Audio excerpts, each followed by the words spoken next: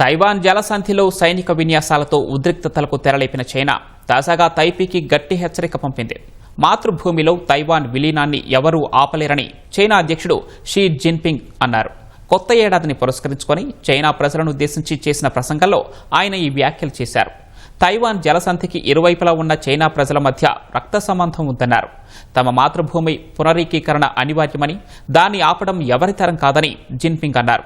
Taiwan తన భూభాగమంటూ కొంతకాలంగా వాదిస్తున్న China గత 3 రోజులుగా సైనిక విన్యాసాలు నిర్వహిస్తున్న నేపథ్యంలో జిన్పింగ్ వ్యాఖ్యలు ప్రాధాన్యం సంతరించుకున్నాయి. 各民主党派、工商联和无党派人士，